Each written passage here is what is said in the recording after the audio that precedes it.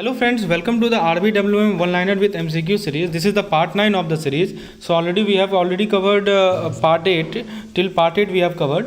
So now let's start with the part 9. So the first point is regarding the bank responsibility to loan customer. So जब भी कोई customer loan के लिए apply करता है तो बैंक एप्लीकेशन को एक्नॉलेज करती है एक रीजनेबल टाइम फ्रेम के अंदर। तो इसका मतलब कस्टमर को पता होता है कि बैंक ने एप्लीकेशन को रिसीव किया है जो उसने प्रोसेस किया। उसके बाद दोस्तों नेक्स्ट पॉइंट है provide the customer with MITC। MITC क्या होता है? Most important terms and condition. तो बैंक क्या करती है? कस्टमर को MITC प्रोवाइड करती है इससे पहले कि लोन को अप्रूव किया जाए। MITC समरी होता है सबसे इंपॉर्टेंट टर्म्स एंड कंडीशन का लोन का, जैसे इंटरेस्ट रेट क्या है, रिपेमेंट टर्म क्या है, कोई फी या चार्जेस है या नहीं है। नेक्स्ट पॉइंट है जैसे लोन अप्रूव हो जाएगा तो बैंक जो है कस्टमर को सैंक्शन लेटर प्रोवाइड करती है। सैंक्शन लेटर एक डिटेल डॉक्यूमेंट होता है जिसमें टर्म्स एंड कंडीशन लिखा रहता है लोन का, और कस्टमर का और बैंक का रिस्पॉन्सिबिलिटीज़ भी लिखा रहता है। तो जैसे बैंक जो है कस्टमर को एक सैंक्शन लेटर दी पर्सनल लोन के लिए। सैंक्शन लेटर में लिखा रहता है कि अमाउंट ऑफ लोन इतना है, इंटरेस्ट रेट इतना है, रिपेमेंट टर्म इतना रहेगा, मंथली रिपेमेंट अमाउंट इतना रहेगा, और इसमें कस्टमर की रिस्पॉन्सिबिलिटीज़ क्या है, टाइमली रिपेमेंट करना, ये सारा चीज़ सैंक्शन लेटर में लिखा रहता है। फिर दोस्तों बताया जा रहा है कि यदि कस्टमर अपने प्रॉपर्टी को मॉर्टगेज करता है ताकि लोन को सिक्योर कर सके तो बैंक क्या करेगी? प्रॉपर्टी के टाइटल को रिटर्न कर देगी या दूसरे रिलेटेड डॉक्यूमेंट को रिटर्न कर देगी कस्टमर को with in the 15 days of the repayment of all due. जिस दिन से सारा ड्यूज रिपे हो जाएगा उसके 15 दिन के अंतर्गत बैंक जितने भी प्रॉपर्टी के टाइटल हैं और दूसरे रिलेटेड डॉक्यूमेंट को कस्टमर को रिटर्न कर देगी। यदि बैंक ऐसा नहीं करती है तो बैंक कस्टमर को कॉम्पेंसेट करेगी डिले के लिए। एग्जाम्पल के तौर पर मान लीजिए कोई कस्टमर है वो अपने होम को गिरवी रखता है, मॉर्टगेज करता है ताकि एक पर्सनल लोन को सिक्योर कर सकें। तो जैसे कस्टमर सारे ड्यूज़ को, लोन के सारे ड्यूज़ को रिपे कर देगा तो बैंक जो है होम के टाइटल को और दूसरे रिलेटेड डॉक्यूमेंट को कस्टमर को 15 दिन के अंतर्गत डिस्पोज कर देगी। तो यदि बैंक ऐसा नहीं करती है तो बैंक कस्टमर को कंपेंसेट करेगी डिले के लिए। नेक्स्ट है सप्लाई ऑथेंटिकेटेड कॉपीज़। तो बैंक जो है कस्टमर को ऑथेंटिकेटेड कॉपीज़ प्रोवाइड करेगी सभी लोन डॉक्यूमेंट का जिसमें कस्टमर का साइन है। तो बैंक जो है कस्टमर को कॉपीज़ प्रोवाइड करेगी इनक्लोजर का जो कि लोन डॉक्यूमेंट में कोट किया गया है। जैसे मान लीजिए कि कस्टमर ने लोन एग्रीमेंट को साइन किया और एक मॉर्टगेज डीड को साइन किया ताकि एक पर्सनल लोन को सिक्योर कर सकें। बैंक कस्टमर को ऑथेंटिकेटेड कॉपी प्रोवाइड करेगी दोनों डॉक्यूमेंट का। कौन कौन डॉक्यूमेंट है? लोन एग्रीमेंट और मॉर्टगेज डीड। तो दोनों डॉक्यूमेंट का ऑथेंटिकेटेड कॉपीज प्रोवाइड करेगी। बैंक कस्टमर को एक कॉपी प्रोवाइड करेगी प्रॉपर्टी अप्रेजल रिपोर्ट का। तो ये सब चीज़ है। फिर नेक्स्ट पॉइंट है return to customer all the securities document title to mortgage property. यानी दोस्तों पहले मैंने आपको बताया कि बैंक सारे सिक्योरिटीज़ को, डॉक्यूमेंट को, टाइटल डीड को कस्टमर को रिटर्न कर देगी सारे ड्यूज़ के रिपेमेंट के 15 दिन के अंतर्गत। और जैसे फिर नेक्स्ट पॉइंट बताया जा रहा है कि जब भी कोई कस्टमर बैंक को कोई डॉक्यूमेंट प्रोवाइड करेगा या चेक प्रोवाइड करेगा लोन के सिक्योरिटी के रूप में तो बैंक कस्टमर को एक रिटर्न रिसीट देगी। जैसे मान लीजिए कस्टमर ने बैंक को अपना होम टाइटल को सिक्योरिटी के रूप में प्रोवाइड किया पर्सनल लोन के लिए, तो बैंक क्या करेगी? उसको कस्टमर को एक रिटर्न रिसिप्ट देगी इस होम टाइटल का। नेक्स्ट है process request for transfer of borrower account. क्या कर रहा है दोस्तों? यदि कोई कस्टमर अपने लोन अकाउंट को दूसरे बैंक में ट्रांसफ़र करना चाह रहा है, ठीक है, तो बैंक उस रिक्वेस्ट को 21 डेज ऑफ जिस दिन से रिक्वेस्ट रिसीव हुआ उसके 21 दिन के अंतर्गत बैंक उस रिक्वेस्ट को प्रोसेस कर देगी। जैसे मान लीजिए कस्टमर है वो अपनी पर्सनल लोन अकाउंट को बैंक ए से बैंक बी में ट्रांसफ़र कराना चाह रहा है, तो बैंक ए जो है इस रिक्वेस्ट को 21 डेज के अंतर्गत इसे प्रोसेस कर देगी। और लास्ट पॉइंट है दोस्तों कि bank must not offer the customer any unsolicited pre approval credit facility. चलिए अब हम लोग इस पर कुछ क्वेश्चन कर लेते हैं। पहला सवाल है इनमें से कौन सा रिस्पॉन्सिबिलिटी है बैंक का अपने कस्टमर लोन कस्टमर के लिए? पहला, to provide acknowledgement of the customer loan application, बिल्कुल है। To provide customer with MITC यानी most important terms and condition. To provide the customer with the sanction letter यानी ऑल ऑफ द अबव। सही जवाब है दोस्तों ऑल ऑफ द अबव। यानी ये सभी रिस्पॉन्सिबिलिटी है बैंक का अपने लोन कस्टमर के लिए। नेक्स्ट है दोस्तों इनमें से कौन सा रिस्पॉन्सिबिलिटी नहीं है बैंक का अपने लोन कस्टमर में? To provide the customer with MITC, to compensate the customer for any delay in returning security document title beyond 15 days of the repayment of all dues, to supply authenticated copies of all the loan document executed by the customer, to return the customer all securities document title due to mortgage property within नहीं होगा, option B यहाँ पे गलत है। देखिए option B में कह रहा है compensate the customer for any delay in returning security beyond नहीं, विद इन। ठीक है, तो ड्यूज़ रिपेमेंट के 15 दिन के अंतर्गत यदि वो सिक्योरिटीज़ या डॉक्यूमेंट टाइटल रिटर्न नहीं करती है बैंक तो उसे कॉम्पेंसेट करना पड़ेगा। तो यहाँ पे जो बियॉन्ड वर्ड लिख दिया ना इस कारण से ये ऑप्शन नंबर भी गलत हो गया। नेक्स्ट क्वेश्चन इनमें से कौन सा डॉक्यूमेंट बैंक प्रोवाइड करेगी अपने लोन कस्टमर को? Acknowledgement of the customer loan application, MITC, governing the loan, sanction letter, all of the above. तो ये सभी होगा। एक्नॉलेजमेंट भी देगी, MITC भी देगी, सैंक्शन लेटर भी देगी, यानी इनमें से सभी चीज़ प्रोवाइड किया जाएगा। नेक्स्ट क्वेश्चन है कि कितने दिनों के अंतर्गत बैंक जो है कस्टमर को सारे security document, title deed, mortgage property का रिटर्न कर देगी ड्यूज के रिपेमेंट के बाद। 15 दिन, 21 दिन, 30 दिन या 45 दिन। तो इसमें मैंने आपको बताया सही जवाब इसका 15 दिन। नेक्स्ट क्वेश्चन है कि इनमें से कौन सा रिस्पॉन्सिबिलिटीज़ है बैंक का अपने लोन कस्टमर को। तो I have already told you to provide acknowledgement of the customer loan application. ठीक है, और फिर दोस्तों टू नॉट, यहाँ पे एक्चुअली में नॉट वर्ड यूज होगा। देखिए, कोई unsolicited pre approved credit facility offer ना करना, ये भी एक रिस्पॉन्सिबिलिटी है। दोस्तों आपके लिए आरबीडब्ल्यूएम का कैप्सूल कोर्स है। यदि आप फाइनल रिवीजन चाहते हैं, आरबीडब्ल्यूएम का फ्लैश रिवीजन चाहते हैं, this course is the most opt one, सही है आपके लिए। इसमें दोस्तों आप चीज़ों को, जो 1 लाइनर पीडीएफ आपको मैं पढ़ा रहा हूँ, इसका मैंने पीडीएफ बना के रखा है, इसमें मैंने अपलोड कर रखा है। लगभग 12 पार्ट में ये अपलोडेड है आरबीडब्ल्यूएम, सो आप इसको एक्सेस कर सकते हैं। So this is a concise PDF notes about 500 MCQs for practice. और दोस्तों आपको इसके अलावा इसमें 4 फुल लेंथ मॉक टेस्ट मिलेगा। प्रत्येक मॉक टेस्ट में 100 क्वेश्चन हैं और सभी क्वेश्चन जो है प्रीवियस ईयर के हैं। यानी आप देख पाएंगे कि पिछले सालों में किस प्रकार के क्वेश्चन रिटेल बैंकिंग से पूछे गए हैं, ताकि आपका प्रैक्टिस उसके हिसाब से हो पाए। तो ये कैप्सूल कोर्स को आप एक्सेस कर सकते हैं मात्र 90 रुपीज़ में। इसको एक्सेस करने के लिए आपको हमारे ऐप को इंस्टॉल कर लेना है। ऐप का लिंक आप डिस्क्रिप्शन सेक्शन में जाकर देख सकते हैं, यानी तो आप व्हाट्सएप कर सकते हैं इस नंबर पर ज़्यादा डिटेल के लिए। दोस्तों आगे बढ़ते हैं, वेल्थ मैनेजमेंट को हम लोग समझते हैं। वेल्थ मैनेजमेंट के बारे में क्या बताया जा रहा है, points, let's discuss the point. Investment advisory service. So basically wealth management क्या होता है, एक इन्वेस्टमेंट एडवाइजरी सर्विस होता है जो कि कंबाइन करता है दूसरे फाइनेंशियल सर्विस को, ताकि एफ्लुएंट क्लाइंट के नीड को एड्रेस कर सकें, right. So this is about the wealth management. तो आप वेल्थ मैनेजमेंट को ऐसे समझिए कि एक कॉम्प्रिहेंसिव फाइनेंशियल प्लानिंग सर्विस है जो कि हेल्प करता है एफ्लुएंट क्लाइंट को अपने फाइनेंशियल गोल को अचीव करने में। ये एक इंटीग्रेटेड अप्रोच है क्लाइंट के एसेट को मैनेज करने का। जैसे एक वेल्दी इंडिविजुअल है, वो एक वेल्थ मैनेजर को हायर करता है ताकि एक प्लान को डेवलप कर सके, ताकि कंफर्टेबली रिटायर हो। और दोस्तों इसमें बात करें हम लोग एसेट एलोकेशन मैनेजमेंट की। सो एसेट एलोकेशन मैनेजमेंट क्या होता है, तो एसेट एलोकेशन मैनेजमेंट एक प्रोसेस होता है जिसमें आप डिवाइड करते हैं इन्वेस्टमेंट पोर्टफोलियो को अलग अलग एसेट क्लास में, जैसे स्टॉक, बॉन्ड, कैश। तो एसेट एलोकेशन का जो गोल होता है वो ये होता है कि हम रिटर्न को मैक्सिमाइज करें और रिस्क को मिनिमाइज करें। जैसे कोई वेल्थ मैनेजर है, वो एक क्लाइंट पोर्टफोलियो को एलोकेट कर सकता है 60% स्टॉक, 30% बॉन्ड, 10% कैश। नेक्स्ट है हमारा टैक्टिकल मैनेजमेंट। यहाँ पे देखिए लिखा हुआ है एसेट एलोकेशन मैनेजमेंट।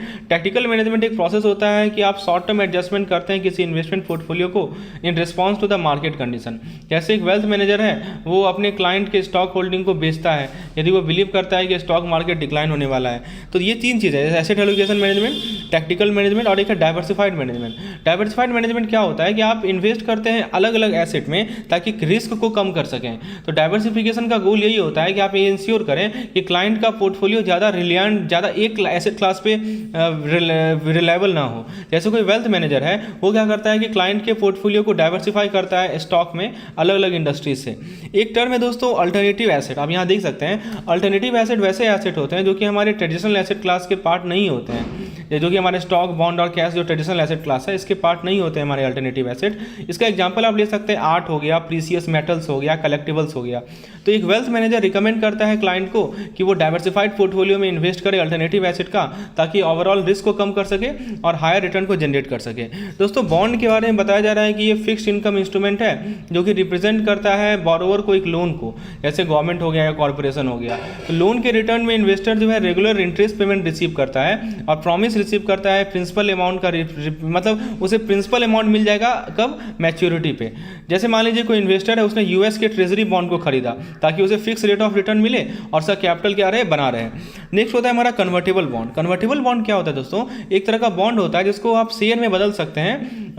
किसके शेयर में, तो जो कंपनी उस बॉन्ड को इशू कर रही है उसके स्टॉक में आप बदल सकते हैं। इससे क्या होता है कि इन्वेस्टर के पास एक ऑप्शन होता है कि वो कंपनी के ग्रोथ पोटेंशियल में पार्टिसिपेट कर सकता है। जैसे कोई इन्वेस्टर है, वो एक कन्वर्टेबल बॉन्ड को खरीद लिया किसी टेक कंपनी से ताकि उसके पास एक स्टडी स्ट्रीम ऑफ इनकम हो। तो ये सब पॉइंट है। अब दोस्तों उसके बाद कुछ पॉइंट्स बताया जा रहा है टाइप्स ऑफ बॉन्ड के बारे में, आप देख सकते हैं। जैसे यहाँ पे आप देखिए mandatory, we will discuss the types of bond. First of all let's discuss some MCQs. Wealth management क्या होता है, एक इन्वेस्टमेंट एडवाइजरी सर्विस है जो कि अदर फाइनेंशियल सर्विस को कंबाइन करता है। Yes correct. Actually, all the options are correct. B कह रहा है कि comprehensive financial planning service that help affluent client achieve their financial goal. This is also correct. A process of managing a client asset to generate income and grow wealth. This is also correct. All the above are correct. दोस्तों next question है कि wealth management approach में क्या आता है? Assessing the client current financial situation and identifying financial goal, designing a customized solution and implementing the plan, monitoring the result and making adjustment as needed. All the above. तो wealth management के अंदर ये सभी आते हैं कि आप client के करंट फाइनेंशियल सिचुएशन को एसेस करते हैं और फाइनेंशियल गोल को आइडेंटिफाई करते हैं। एसेट एलोकेशन मैनेजमेंट क्या होता है? ये क्लाइंट के एसेट को अलग अलग एसेट क्लास में डिवाइड करना, सेलेक्ट करना इंडिविजुअल के इन्वेस्टमेंट को प्रत्येक एसेट क्लास में और रीबैलेंस करना क्लाइंट के पोर्टफोलियो को ताकि डिजायर्ड एसेट एलोकेशन को मेंटेन कर सकें। ये सभी है दोस्तों, option D is correct. Tactical management क्या होता है? A process of making short term adjustment to client portfolio in response to market condition, the process of investing in alternative asset और the process of diversifying a client portfolio by investing in different asset class and geography. So देखिए, tactical management क्या होता है कि आप short term adjustment करते हैं client के पोर्टफोलियो में in response to the market management. और डाइवर्सिफाइड में बताएं आपको कि आप जो है आप अलग अलग एसेट क्लास में इन्वेस्ट करते हैं, जैसे कि स्टॉक हो गया, बॉन्ड हो गया, कैश हो गया, राइट, इसे कहते हैं डाइवर्सिफाइड। आपसे पूछा जा रहा है कि अल्टरनेटिव एसेट का एग्जांपल बताइए। तो अल्टरनेटिव एसेट के बारे में मैंने आपको अभी बताया कि अल्टरनेटिव एसेट वैसे एसेट होते हैं जो कि हमारे ट्रेडिशनल एसेट क्लास के पार्ट नहीं होते हैं, जैसे कि आर्ट हो गया, प्रीसियस मेटल हो गया, कलेक्टिबल्स हो गया। ऑप्शन से art and antiques, precious metal, fine wines and all of the above. All of the above is the correct answer. इनमें से कौन सा एक फिक्स्ड इनकम इंस्ट्रूमेंट नहीं है जो कि लोन से डिराइव होता है forwarded by investor to borrower? Correct answer is convertible bond यानी बॉन्ड। दोस्तों आपसे पूछा जा रहा है कि कौन सा बॉन्ड होता है जो कि परचेजर को राइट देता है या ऑब्लिगेशन देता है कि उस बॉन्ड को शेयर में कन्वर्ट कर सकेगा। तो नाम ही है कन्वर्ट कर सके, तो इसीलिए इसको कन्वर्टेबल बॉन्ड कहते हैं। ऑप्शन ए करेक्ट जवाब है। दोस्तों हम लोग टाइप्स ऑफ बॉन्ड की बात करते हैं। सबसे पहला टाइप है मैंडेटरी कन्वर्टेबल बॉन्ड। मतलब क्या होता है दोस्तों कि मैंडेटरी कन्वर्टेबल बॉन्ड एक तरह का बॉन्ड होता है जिसको आपको शेयर में बदलना ही बदलना है इशूइंग कंपनी के स्टॉक का मैच्योरिटी पे। इसका मतलब इन्वेस्टर को गारंटीड है कि वो शेयर होल्डर हो जाएगा कंपनी का किसी पॉइंट पे। तो नेक्स्ट है हमारा reverse convertible bond. Reverse convertible bond क्या होता है? वैसा बॉन्ड जो कि इशूइंग कंपनी को राइट दे कि बॉन्ड को शेयर में कन्वर्ट कर सकें स्टॉक मैच्योरिटी पे किसी प्री डिटरमाइंड कन्वर्जन प्राइस पे। इसका मतलब कंपनी के पास ऑप्शन होता है कि बॉन्ड को वापस खरीद सकेगा इन्वेस्टर से किसी सर्टेन प्राइस पे। जैसे कोई कंपनी है वो रिवर्स कन्वर्टेबल बॉन्ड को इशू करती है ताकि अपने नए प्रोजेक्ट से पैसा को रेज कर सके। यदि प्रोजेक्ट सक्सेसफुल रहा तो कंपनी का स्टॉक प्राइस बढ़ जाएगा और कंपनी चूज कर सकती है कि उस बॉन्ड को शेयर में कन्वर्ट कर सकेंगे ताकि अपने डेप्ट को कम कर सकें। नेक्स्ट जो बॉन्ड है वो गवर्नमेंट बॉन्ड है। गवर्नमेंट बॉन्ड गवर्नमेंट का द्वारा इशू किया जाता है ताकि पैसा रेज कर सकें। सरकार जो है मनी को यूज़ करती है जो कि बॉन्ड से वो रेज करती है अपने ऑपरेशन को फंड करने के लिए। फिक्स रेट बॉन्ड क्या होता है? वैसा बॉन्ड होता है जिसके पास फिक्स इंटरेस्ट रेट होता है इंटायर 10 ईयर के लिए। इसका मतलब कि इन्वेस्टर को पता होता है कितना इंटरेस्ट वो अर्न करेंगे over the life of the bond. Floating rate bond क्या है? फ्लोटिंग रेट बॉन्ड ऐसा बॉन्ड है जिसके पास वेरिएबल इंटरेस्ट रेट होता है। इंटरेस्ट रेट को एडजस्ट किया जाता है हर एक महीना बेंचमार्क रेट के बेसिस पे, जैसे कि US treasury bill rate. Sovereign gold bond क्या होता है? सॉवरेन गोल्ड बॉन्ड वैसा बॉन्ड होता है जो कि इशू किया जाता है भारतीय सरकार के द्वारा। एसजीबी को बैकअप मिलता है सरकार से और इसे बहुत ही सेफ इंस्ट्रूमेंट माना जाता है। एसजीबी याद रखिएगा, SGB is considered the very safe instrument. SGB को कैपिटल गेन टैक्स से भी दोस्तों एग्जम्पशन मिला हुआ है। जैसे कोई इन्वेस्टर है उसने एसजीबी खरीदा यानी सॉवरेन गोल्ड बॉन्ड खरीदा, यदि वो इन्वेस्ट करना चाह रहा है गोल्ड में बिना फिजिकल गोल्ड खरीदे। एसजीबी एक अच्छा तरीका है अपने इन्वेस्टमेंट पोर्टफोलियो को डाइवर्सिफाई करने का और अपने इन्फ्लेशन को अगेंस्ट प्रोटेक्शन होने का। इन्फ्लेशन इंडेक्स बॉन्ड क्या होता है? वैसा बॉन्ड जो कि इन्वेस्टर को प्रोटेक्ट करता है, बचाता है इन्फ्लेशन से। तो जो प्रिंसिपल अमाउंट है और जो इंटरेस्ट पेमेंट है किसी इन्फ्लेशन इंडेक्स बॉन्ड का उसको इन्फ्लेशन से एडजस्ट किया जाता है। जीरो कूपन बॉन्ड वैसा बॉन्ड होता है इसमें कोई इंटरेस्ट ही अर्न नहीं होता है। तो इन्वेस्टर क्या करते हैं? अपने जो इन्वेस्टमेंट पे जो रिटर्न होता है वो अर्न करते हैं, ठीक है, बॉन्ड को मैच्योरिटी पे करते हैं। तो ये सब पॉइंट है दोस्तों इन्वेस्टर इसके बॉन्ड से रिलेटेड। तो अब हम लोग कुछ क्वेश्चन कर लेते हैं, कंसेप्ट क्लियर हो जाएगा। आपको मैं जीरो कूपन बॉन्ड का एग्जांपल समझाता हूँ। एक इन्वेस्टर है, उसने क्या किया कि जीरो कूपन बॉन्ड खरीदा ताकि एक गोल के लिए सेव कर सकें, जैसे मान लीजिए चाइल्ड के कॉलेज एजुकेशन के लिए। तो जीरो कूपन बॉन्ड एक अच्छा तरीका है पैसा सेव करने का एक गोल के लिए, क्योंकि इसमें गारंटेड है कि आपको एक प्रॉफिट मिलेगा। एज्यूम ये करते हैं कि इशूअर जो है बॉन्ड पे डिफॉल्ट ना करे। अब कुछ क्वेश्चन कर लेते हैं। पहला सवाल आपके सामने है, इनमें से किस तरह का बॉन्ड को आप इक्विटी शेयर में कन्वर्ट कर सकते हैं मैच्योरिटी पे? तो नाम ही है मैंडेटरी कन्वर्टेबल बॉन्ड, सही जवाब है। किस तरह के बॉन्ड से इशूइंग कंपनी को राइट मिलता है कि बॉन्ड को इक्विटी शेयर में कन्वर्ट कर ले प्री डिटरमाइंड कन्वर्जन प्राइस पे मैच्योरिटी होने पे? उसे कहते हैं reverse convertible bond. Next question है, किस तरह का बॉन्ड जो है सेंट्रल और स्टेट गवर्नमेंट के द्वारा इशू किया जाता है ताकि लिक्विडिटी क्राइसिस को टाइड अप कर सकें और इंफ्रास्ट्रक्चर को डेवलप कर सकें? तो इसे हम लोग लोग कहते हैं दोस्तों गवर्नमेंट बॉन्ड। नेक्स्ट क्वेश्चन है कि किस तरह का बॉन्ड का फिक्स इंटरेस्ट रेट होता है इंटायर 10 ईयर के लिए। तो जो हमारा बॉन्ड का फिक्स इंटरेस्ट रेट होता है उसको हम लोग कहते हैं फिक्स रेट बॉन्ड। दोस्तों किस तरह के बॉन्ड का वेरिएबल इंटरेस्ट रेट होता है उसको फ्लोटिंग रेट बॉन्ड कहते हैं। किस तरह के बॉन्ड अलाउ करता है इन्वेस्टर को कि वो डिजिटलाइज फॉर्म ऑफ गोल्ड में इन्वेस्ट करे, तो उसे हम लोग कहते हैं sovereign gold bond SGB। Next question है कि किस तरह का बॉन्ड के पास प्रिंसिपल और इंटरेस्ट एडजस्टेड होता है इन्फ्लेशन से, तो नाम ही है inflation adjusted bond. Next question है कि किस तरह बॉन्ड जो है कौन सा बॉन्ड होता है जो कि इंटरेस्ट अर्न नहीं करता है और इन्वेस्टर रिटर्न एक्रू करते हैं, जो डिफरेंस होता है इशुएंस प्राइस में और रिडेम्पशन प्राइस में, इसे हम लोग जीरो कूपन बॉन्ड कहते हैं। दोस्तों आगे का जो कंटेंट है that will be available to the paid member who have subscribe to our RBWM capsule course. So if you want to access all this content I request you to please subscribe to our RBWM capsule course. It costs nothing more than ₹90 only, which is quite affordable for us, and this will help you to revise all the content as in the fast manner. In the last 3 days I will suggest to revise the one-liner series which I have provided for all the lesson.